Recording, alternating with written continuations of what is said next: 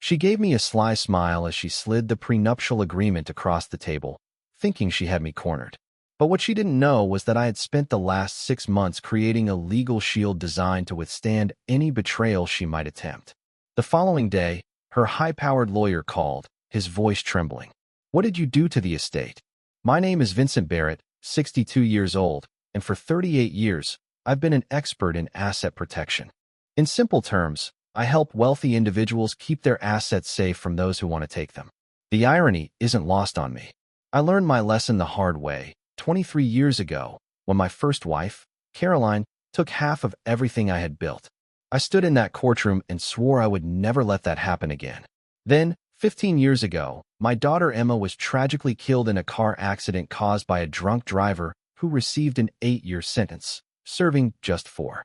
After that, I lost faith in nearly everything, except for work. 3 years ago, I met Isabella Whitmore at a charity event in Boston. She was 34, sharp, and successful in commercial real estate. She had her own place in Back Bay and her own money. We talked about wine and architecture, and for the first time in years, she made me laugh. Maybe that's why I overlooked the warning signs. We dated for 2 years, and I proposed to her at Martha's Vineyard, the same beach where Emma and I used to collect shells. Isabella said yes, and I thought I had finally gotten it right. The meeting was supposed to be about wedding details, just a formality, as Isabella had called it that morning. But as soon as I entered the conference room in downtown Boston, I realized I should have known better. Isabella was sitting next to a man in a navy suit with a briefcase that screamed wealth. His name was Derek Hutchinson, Harvard Law, with 20 years of experience. His practiced smile said it all. He was there to ruin my day.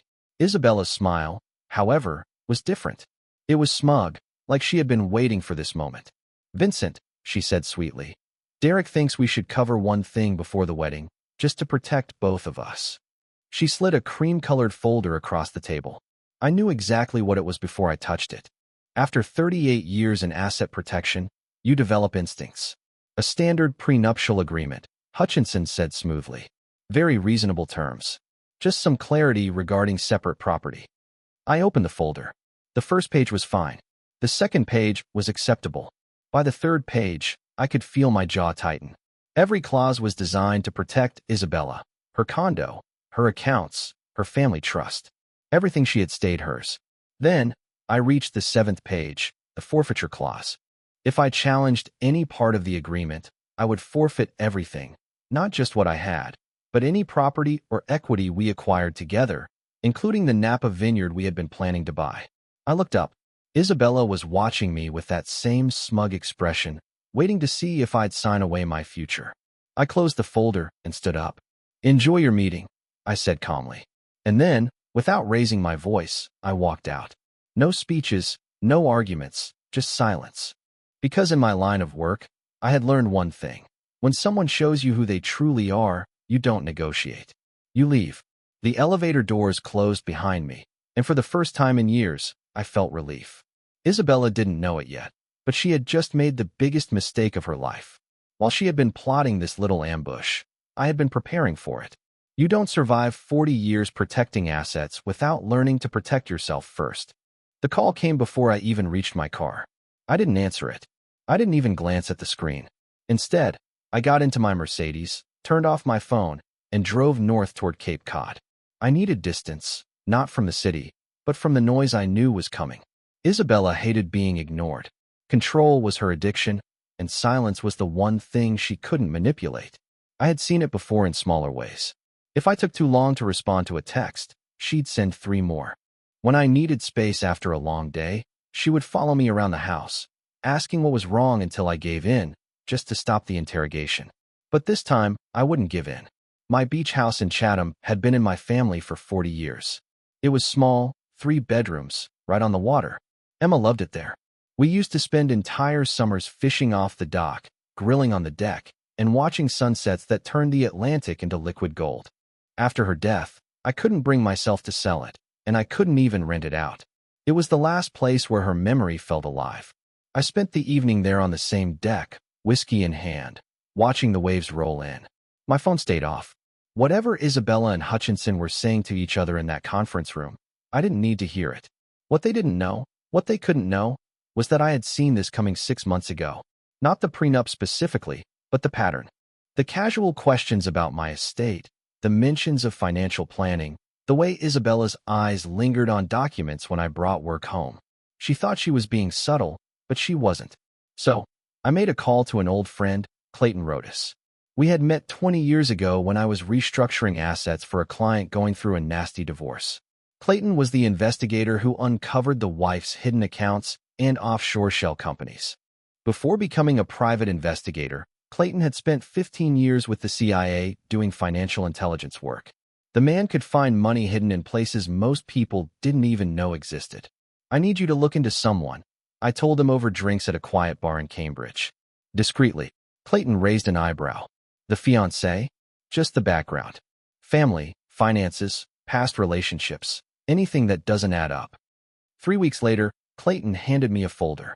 What I found inside confirmed every instinct I had been ignoring. Isabella's uncle's trust was real, but she wasn't the beneficiary, her brother was. And 2 years ago, he cut her off after she attempted to contest their father's will. The condo in Back Bay was a different story, mortgage maxed out, 3 months of overdue payments.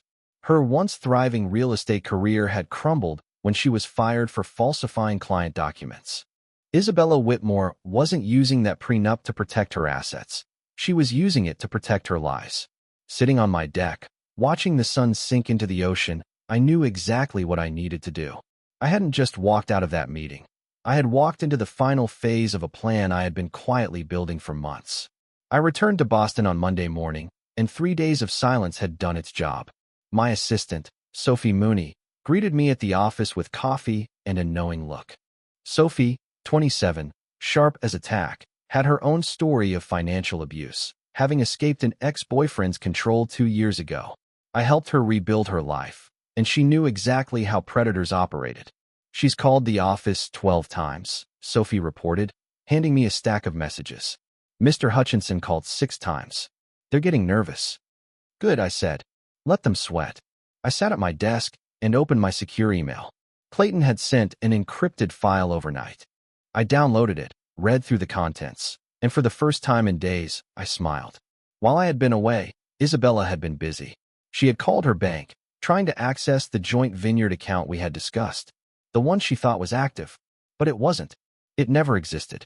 What did exist was a decoy account I had set up 3 months ago, just enough to seem real in casual conversation, just enough documentation to appear legitimate if she snooped through my home office. When Isabella called the bank, they told her exactly what I had instructed them to say. "That account is under restricted access, pending administrative review." Clayton's report showed that Isabella had called 4 different banks, each one giving her the same answer.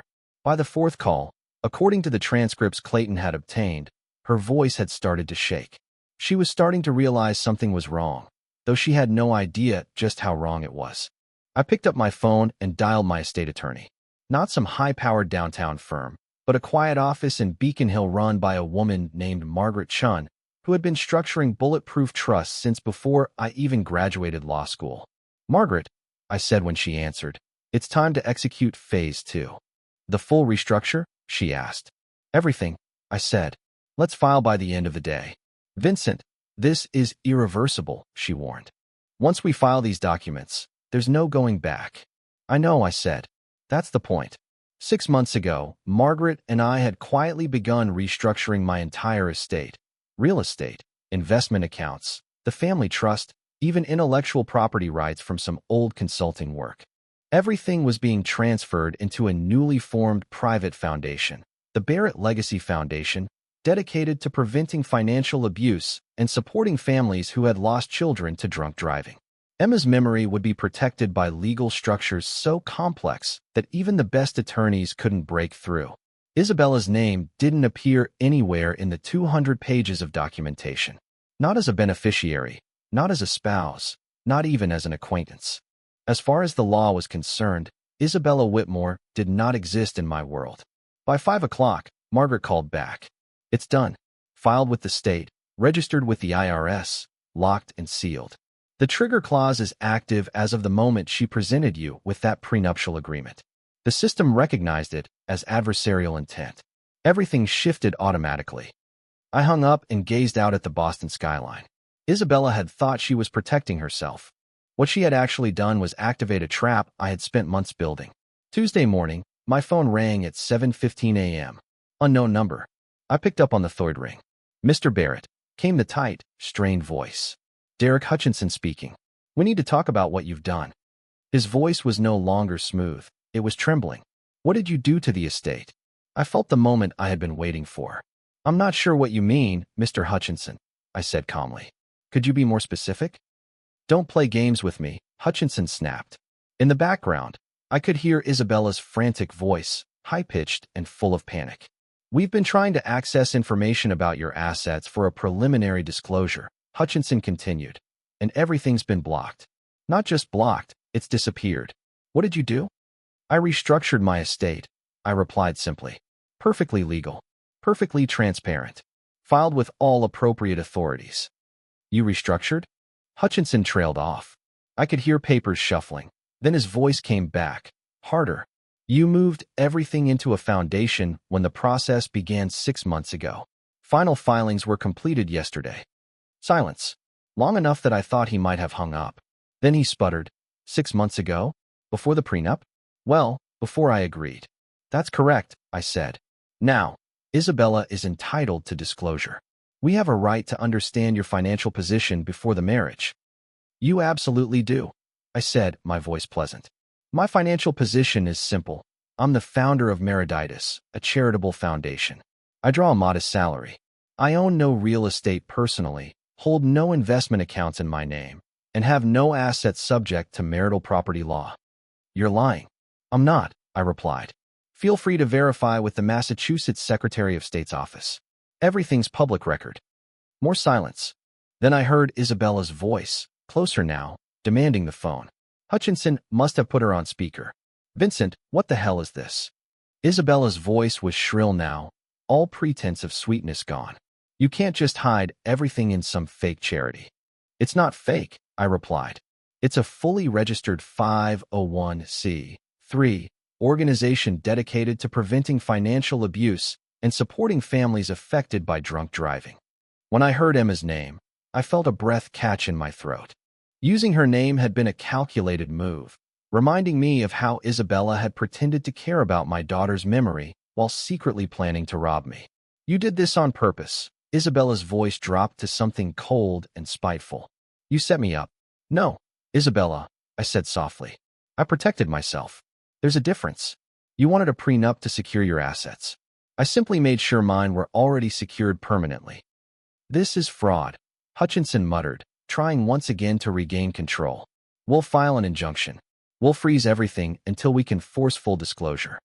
"You can try," I replied. "But you'll find that a foundation isn't subject to prenuptial discovery. It's not my personal estate.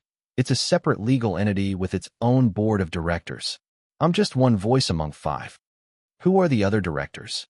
Hutchinson demanded. "My sister, my estate attorney, a federal judge, and Clayton Rodas, former CIA financial intelligence officer," I said, pausing for a moment. "Good luck intimidating that board, counselor." The line went dead. I set my phone down and glanced over at Sophie, who had been listening from the doorway. She was smiling. "That," she said, "was beautiful." Isabella, desperate, made one final move. She called in her mentor. Professor Daniel Wright had taught her at Boston University Law School 15 years ago. Now 71, semi-retired, but still a respected figure in estate litigation circles. He had written 3 textbooks on trust law and had testified as an expert witness in numerous high-profile divorce cases. Isabella thought he would be her secret weapon.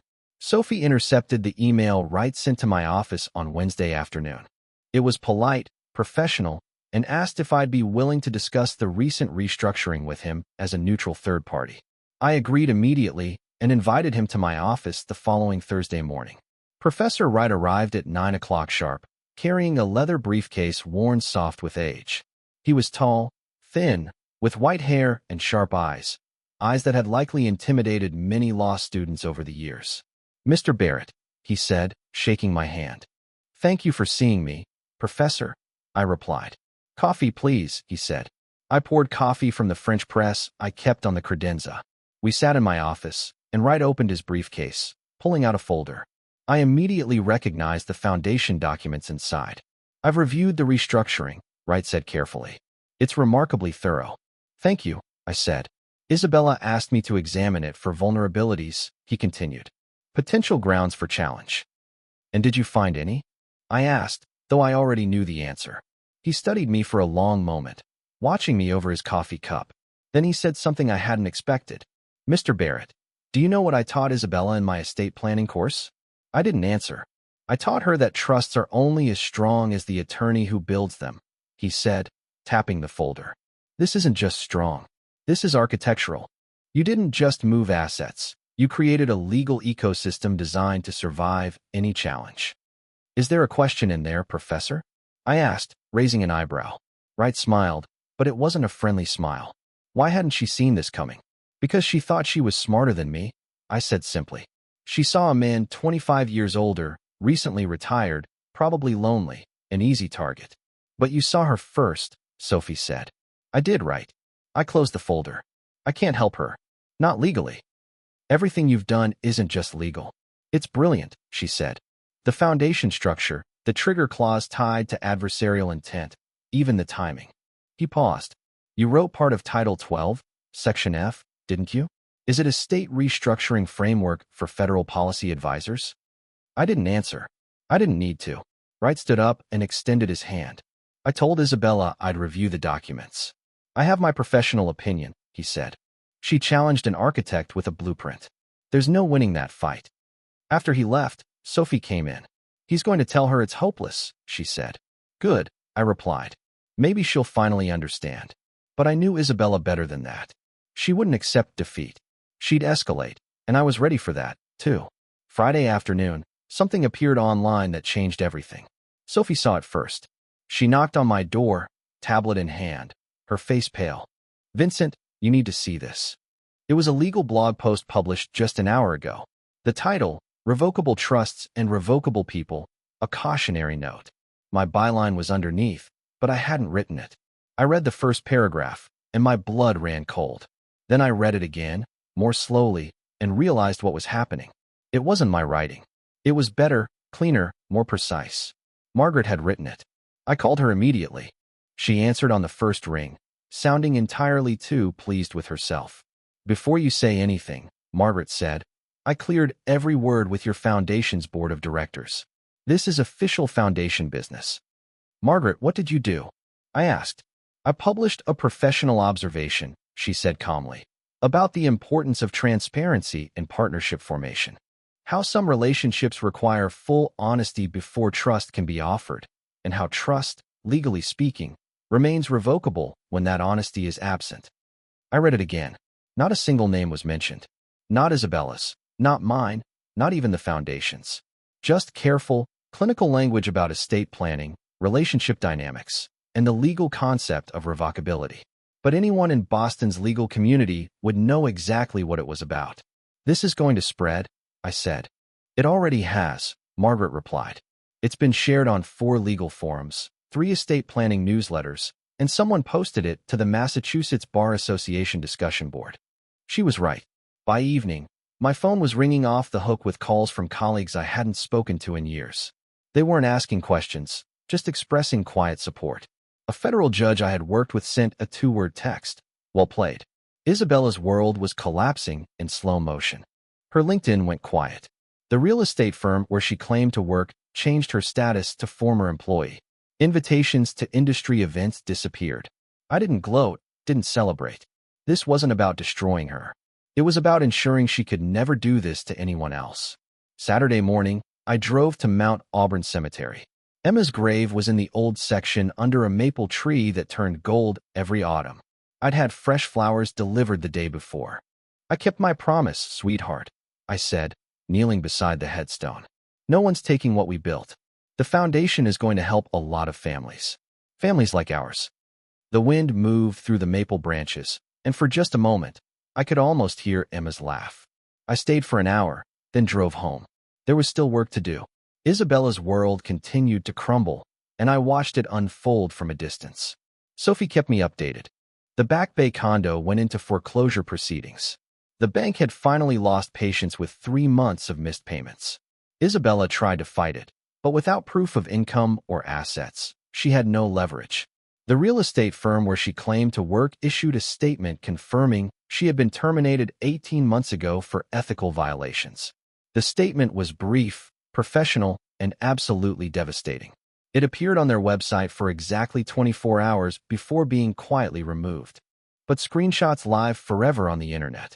Her family trust uncle, the one she claimed would leave her millions, gave an interview to a financial publication about protecting family assets from irresponsible relatives.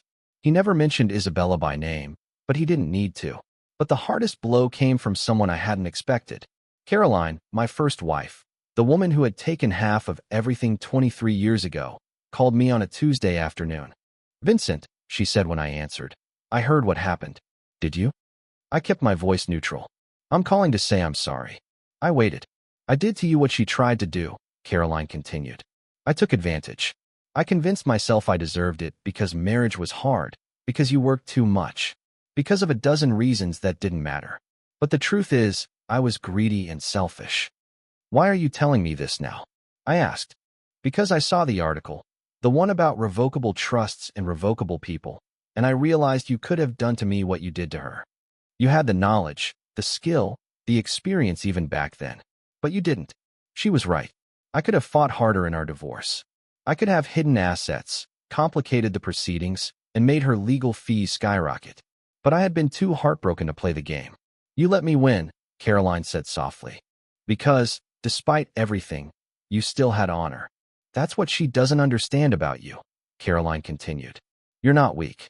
You're principled. Until someone crosses a line so completely that principle becomes survival." "Why does this matter now?" I asked.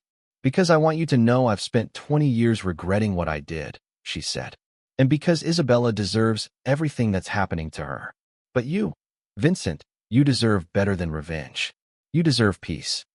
After we hung up, I sat at my desk for a long time, thinking about what peace actually meant. The next morning, an envelope arrived at my office. It was hand-delivered, with no return address. Inside was a single sheet of paper and a cashier's check for $100,000. The memo line read, "New beginning. No strings. You earned your freedom." It wasn't signed, but I recognized the account number. It came from a legal trust one had helped establish years ago through my foundation work. Someone who'd survived financial abuse and rebuilt their life was paying it forward. I called Sophie in. "Add this to the foundation's emergency fund," I said, handing her the check. "For people trying to escape situations like the one Isabella tried to create." Sophie smiled. "Emma will be proud." She was right. 3 weeks after the article was published, Derek Hutchinson called again. His voice was different this time, tired, defeated. "Mr. Barrett," he said, "I'm calling on behalf of Isabella. She'd like to discuss a potential resolution." "What kind of resolution?" I asked. "She's willing to sign a complete release," Hutchinson said. "No claims against you, your estate, or the foundation. In exchange, she's asking for financial assistance to relocate and restart her life. $100,000. I leaned back in my chair. "Let me make sure I understand. Isabella tried to trap me with a prenup designed to steal everything I've built. When that failed, she tried to challenge my estate restructuring. And now she wants me to pay her to go away?" "Mr. Barrett, I understand how this sounds, but how much does she owe?" I interrupted. Silence. "I'm sorry. Her debts. The condo foreclosure, credit cards, legal fees." "How much?" More silence. "Approximately $220,000, Hutchinson finally said. "So $100,000 wouldn't even cover her obligations," I replied. "No, sir, it wouldn't." I thought about Emma, about the foundation, and about all the people who'd been trapped by predators like Isabella and had no way out. "Here's my counteroffer," I said. "I'll give her $50,000, not as a payment, but as a loan through the Barrett Legacy Foundation. 0 interest, 10-year repayment term. The money will go directly to a financial counselor who will help her create a genuine budget and debt repayment plan." "She won't accept that," Hutchinson said immediately. "Then she gets nothing," I replied. "But Derek, you should tell her something else. Tell her I've documented everything. Every lie she told, every falsified document, every attempt to access accounts that didn't exist. If she tries to file any legal action against me or the foundation, I'll turn all of it over to the Massachusetts Bar Association and the Attorney General's office. That sounds like a threat. It's a promise, I corrected him. I'm offering her a chance to rebuild honestly. If she refuses, she'll deal with the consequences of her choices alone. Hutchinson was quiet for a long moment. I'll relay your offer, he said finally. You do that? He called back 6 hours later. Isabella had refused. She wanted money without conditions, without oversight, without accountability. She wanted what she'd always wanted, something for nothing. Tell her the offer expires in 72 hours, I said. After that, she's on her own. Sophie, who had been listening on speaker, shook her head after I hung up. She's not going to take it, Sophie said. I know, I replied. But at least I tried. Why? She asked, after everything she did. Because I'm not like her, I said simply. I won't become cruel just because someone tried to hurt me. Emma taught me that, even when the world is unfair, even when people are terrible, you still do the right thing. Sophie nodded. And if she still refuses, then she learns what it's like to face consequences without a safety net. The 72 hours passed. Isabella never called. 8 months after I walked out of that conference room, an envelope arrived at my office. The return address was from a small town in Oregon I'd never heard of. The handwriting was careful, deliberate, like someone who'd practiced what they wanted to say before putting pen to paper. Inside was a single sheet of lined notebook paper. Mr. Barrett, it began, you don't know me, but 5 years ago, you helped structure my grandmother's estate after my uncle tried to manipulate her into changing her will. You probably don't remember. It was just another case for you. But you saved our family. When my grandmother passed last year, everything was protected exactly as she'd wanted. My uncle got nothing. Justice prevailed because you knew how to build walls he couldn't climb. I'm writing because I saw the article about your situation. I'm a paralegal now, working in estate law, because of what you taught me about protecting people.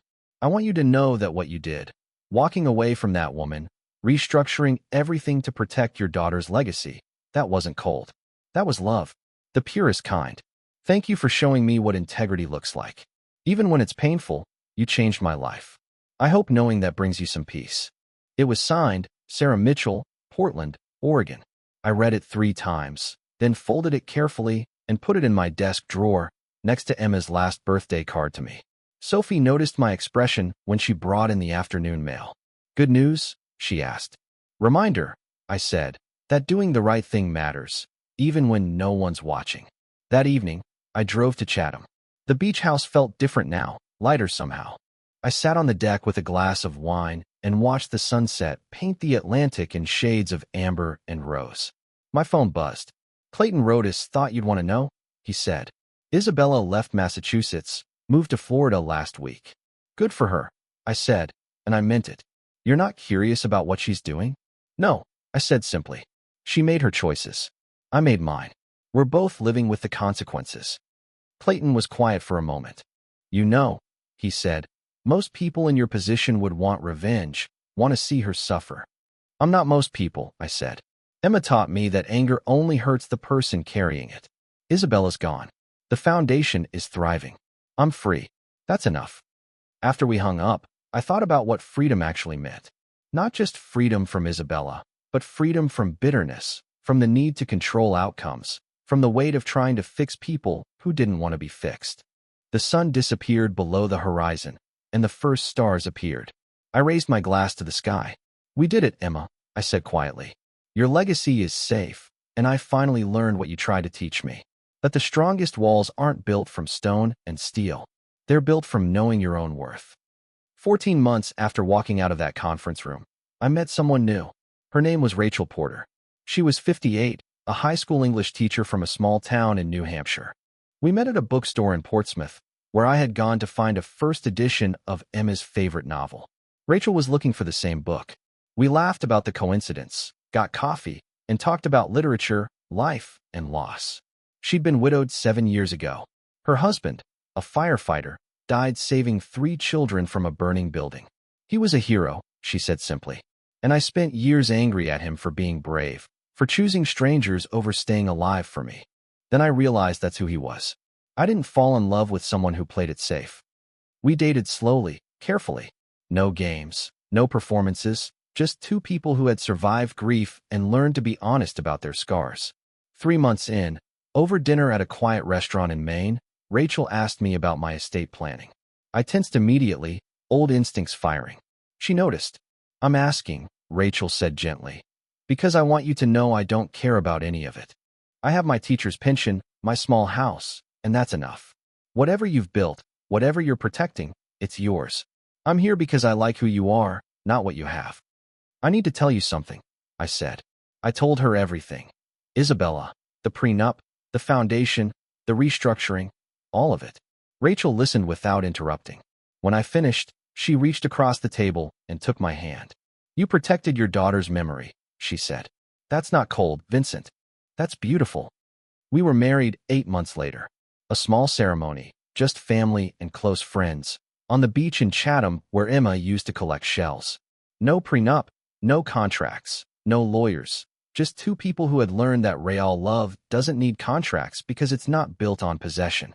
Sophie was my best man. Clayton gave a toast about how sometimes the best defense is knowing when you don't need one anymore. The Barrett Legacy Foundation continued to grow. We had helped 23 families escape predatory relationships, funded grief counseling for parents who had lost children to drunk drivers, and established a scholarship in Emma's name at Boston University. Caroline sent a donation, anonymous, but I recognized the amount, exactly what she had taken in our divorce, adjusted for inflation. Some debts, apparently, are never forgotten. I never heard from Isabella again. Clayton told me she remarried in Florida to some real estate developer who didn't do background checks. I wished her well, and I meant it. On the anniversary of Emma's death, Rachel and I drove to the cemetery together. We planted new flowers, sat on the bench, and I told her about the foundation, about Rachel, about how life had surprised me by getting better when I stopped expecting it to. "Your dad's happy," Rachel said softly, touching the headstone.